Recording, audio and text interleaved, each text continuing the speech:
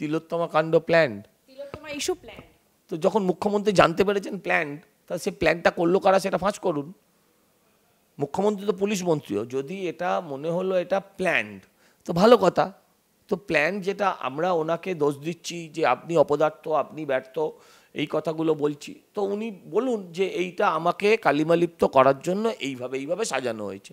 মানুষের কাছে তথ্য প্রমাণ দিয়ে বলতে হবে। হঠাৎ বিষ্ণুকে মাতা বললে আমাদের মেনে নিতে হবে, এটা কিন্তু হবে না।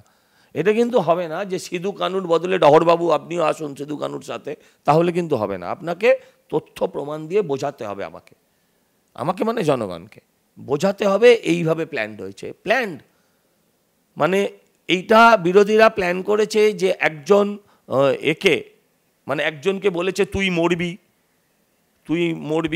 তোকে মারা হবে, তোকে রেপ করা হবে, তার বদলে তুই বড় বিরাট পাবলিসিটি পাবি। নাম অনেক চ্যানেল তাকে কাদম্বিনী বলেছে, তো মরিয়া প্রমাণ করবে যে বেঁচে থাকার থেকে বেশি জনপ্রিয়, সেটা তাকে বলা হয়েছে। একজনকে ঠিক করা হয়েছে সিভিক ভলেন্টিয়ার, তুই পুলিশকে কালিমালিপ্ত করার জন্য পুলিশ পাওয়া যায়নি, তাই সিভিক ভলেন্টিয়ারকে দিয়ে সিভিক ভলেন্টিয়ার যাবে, তোকে রেপ করবে, তুই গিয়ে দুম করে মরে যাবি। প্ল্যান হলে তো এরকমই হবে। প্ল্যান তো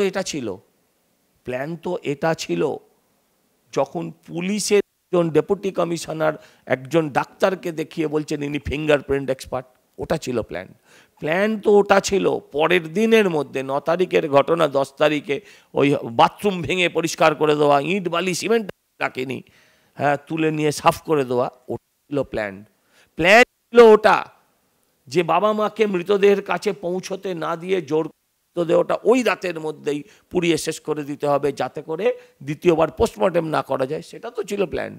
আমরা তো পরেরগুলো প্ল্যান বলে প্রমাণ করতে পারি। মুখ্যমন্ত্রী প্রমাণ করলে তো ভালোই হয় যে ওনার ঘাটে শুধুই অপবাদ, তার থেকে উনি মুক্ত পাবেন, শান্তি পাবেন, ওনার ঘুম হয় না, উনি নিজেই বলেছেন।